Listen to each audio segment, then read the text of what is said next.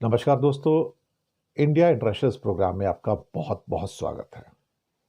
दोस्तों, भारत के सभी एयरपोर्ट के ऊपर जो अफरा तफरी है, इसके लिए मोदी सरकार जिम्मेदार है। जो उन्होंने नया पायलट्स के लिए जो रोस्टर प्रोग्राम निकाला, एनफोर्स किया, उसकी वजह से इंडिगो की करीब करीब आज सुबह ही 240 से ज़्यादा फ्लाइट कैंसिल, पूरे देश के अंदर 400 से ऊपर फ्लाइट कैंसिल, सिर्फ दिल्ली से ही 235 फ्लाइट्स कैंसिल हुई हैं।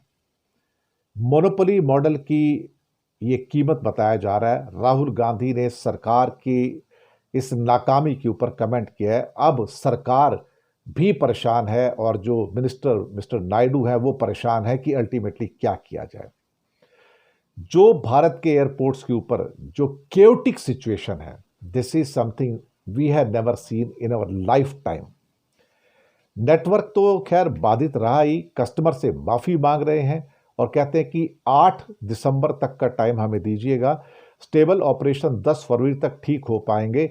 और सरकार से कह दिया है कि हमारी कुछ कमियां तो रही हैं, लेकिन आपको फरवरी तक का हमें टाइम देना पड़ेगा ताकि हम इस नए पूरे के पूरे रूटीन के अंदर अपने आप को एडजस्ट कर सकें। अब सवाल ये है कि उनकी जो टीमें हैं इस टाइम सरकार के साथ और बाकी लोगों के साथ बात कर रही हैं। उनका एक एडवाइजरी आया है कि IndiGo domestic flights departing from Delhi airport on 5 December are cancelled till midnight today. सारी फ्लाइट कैंसिल कर दी साहब उन्होंने। Each and every flight has been cancelled.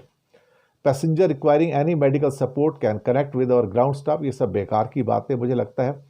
जिस हिसाब से जो कैंसलेशन है वो अपने आप में एक किस्म से कहा जाए तो शॉकिंग है, एब्सोल्युटली शॉकिंग है।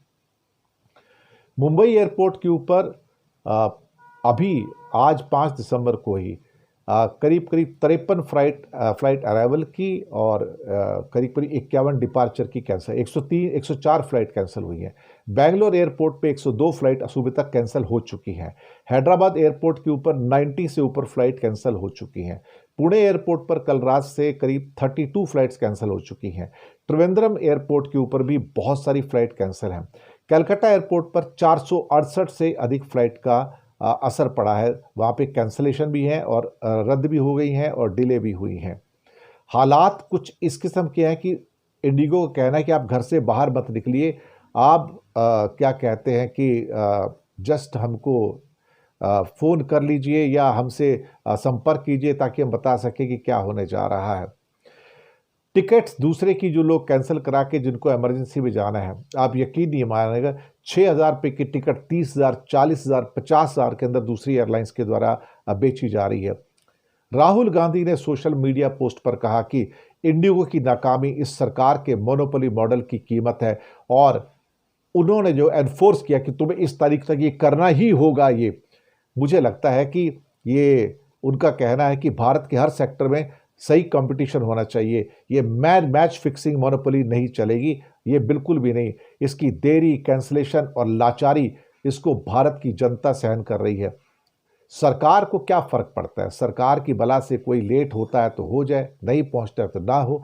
लेकिन जो नागरिकों को, करोड़ों नागरिकों को जो असुविधा हुई है, मिलियंस को, भारत के सैकड़ों एयरपोर्ट के ऊपर, उसको क्या कहा जाएगा? सभी की सभी सेवाएं पूरी तरह से रद्द हुई हैं।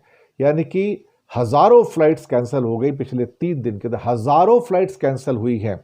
इस बड़े स्तर पर हुई परेशानियों ने एक्चुअली देखा जाए तो अब डीजीसीए हो, सरकार हो, मिनिस्ट्री हो, अब उनको लग रहा है कि अच्छा कुछ इतना बड़ा हो गया, आग लग गई है तो अब कुछ आग बुझाई जाए, तो कुछ किया जाए।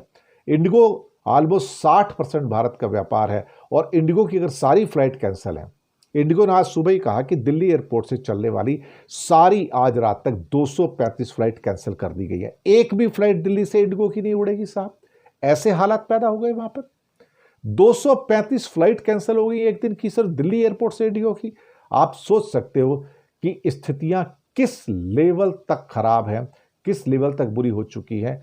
और जब विपक्ष और राहुल गांधी इसके ऊपर अटैक कर रहे हैं तो सरकार बिल्कुल पीछे हटती नजर आ रही है। उसके पास इसका कोई जवाब नहीं है कि ये केओस क्यों हो रहे हैं। पुतिन साहब भारत आए हैं और बड़ी बड़ी बातें हो रही हैं, टीवी पे बड़े प्रोग्राम्स हो रहे हैं और एक किस्म से कहा जाए तो इन प्रोग्राम्स को लेके भारत और रूस की दोस्ती के दम भरे जा रहे हैं। साहब अच्छी बात है, बहुत बढ़िया बात है, दम भरिए। लेकिन पुतिन साहब हमसे खरीदने को क्या आए हैं? मेरा तो अब सीधा सवाल है साहब, दोस्ती वोस्ती सब गई, तेल लेने उसको रखो अपने आप। पुतिन आया है तेल बेचने, पुतिन आया है S-500, S-400, Su-57, Su-75 checkmate बेचने। ये सीधी सादी बात है। हम क्या बेचने जा रहे हैं उसको? हमारा क्या कोई माल खरीदने जा रहा है? देखिए, माल तो वेस्टर्न कंट्री खरीदते हैं सारे के सारे। अमेरिका खरीदता है, कनाडा खरीदता है, ब्रिटेन खरीदता है, EU खरीदता है। भारत का आधे से ज्यादा जो $825 बिलियन का व्यापार है वो इन देशों को जाता है। हमें डॉलर वहां से आते हैं, हमें यूरो वहां से आते हैं साहब, कहीं और से नहीं आते हैं। तो हम एक बात बताइए, हम दोस्ती का दम तो भरते हैं, लेकिन हम ये कहेंगे हम उससे ये खरीदेंगे, हम उससे वो खरीदेंगे। What Russia is going to buy from us, that is far more important. फिर मोदी जी कहते हैं वेलकम करते हुए, भारत न्यूट्रल नहीं है। न्यूट्रल कैसे नहीं है भाई साहब? हमारा पक्ष शांति का है। ये सब बकवास की बातें हैं। हम शांति के साथ खड़े हैं, ये युद्ध का समय नहीं है, ये बुद्ध का समय है।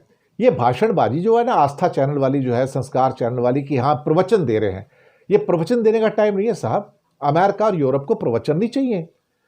वो ये चाहते कि भारत बिल्कुल सीधे तरीके से पुतिन से कहे वॉर रोको भैया, बहुत हो गया, छोड़ दो, अभी जैसा है जहां पे रोक दो। ये यूरोप भी चाहता है, अमेरिका भी चाहता है, लेकिन इंडिया वो बोलने को तैयार नहीं है। दरअसल इंडिया में बोलने की हिम्मत भी नहीं है और मोदी वो बोलेंगे भी नहीं। अब सवाल ये पैदा होता है कि भारत न्यूट्रल नहीं है, हमारा पक्ष है। अरे कौन सा ऐसा बेवकूफ आदमी होगा दुनिया में जो कहेगा कि मैं युद्ध के पक्ष में हूं? सभी कहेंगे शांति के पक्ष में है भाई, सभी कहेंगे सुकून के पक्ष में है, सभी कहेंगे अच्छी जो कोऑर्डिनेशन होनी चाहिए दुनिया में उसके पक्ष में है। ये तो वो स्कूल के बच्चों वाली बात ही होगी ना, सच बोलना चाहिए, बड़ों का सम्मान करना चाहिए, किसी के खिलाफ कोई बात नहीं करनी चाहिए ऐसे उल्टी सीधी, किसी के ऐसे कंडेमनेशन नहीं करना चाहिए। ये तो बेकार की बात है बिल्कुल। क्या इसका ताल्लुक है उसमें? मुझे लगता है कि ये कहना कि विश्व जल्दी शांति की ओर लौटेगा, हमारा पक्ष शांति का है, ये एक किस्म से कहा जाए तो वाहियात किस्म के डायलॉग्स हैं जिनका दुनिया में कोई असर नहीं होता, ना ही कोई उसको सुनने को तैयार है। लेकिन मुसीबत सारी ये है कि अब मेन क्वेश्चन निकल के आता है कि आप यहां पर माल बेचने के लिए आए हैं। पुतिन ऐसे तो आए नहीं यहां पर, पुतिन साहब ऐसे यहां पर नहीं आए इंडिया में। पुतिन साहब अपना तेल बेचने के लिए आए हैं जो इंडिया ने रोक दिया अमेरिका के दबाव में। पुतिन अपने मिलिट्री वेयर बेचने के लिए आए हैं, Su-57 बेचने के लिए आए हैं, Su-75 चेकमेट बेचने के लिए आए हैं, S-400, S-500 बेचने के लिए आए हैं। हमें एक चीज बताइए जो पुतिन भारत से खरीदने के लिए आए हैं। Nothing, zero, absolutely zero. और उसके बाद फिर आप गले लगो, जफियां पाओ, पपियां पाओ, उससे क्या फायदा है? हमारी विजनरी लीडरशिप है, दूरदर्शी नेता है, हमारी सदियों पुरानी दोस्ती है। भैया दोस्ती रखो, हमने कब मना किया?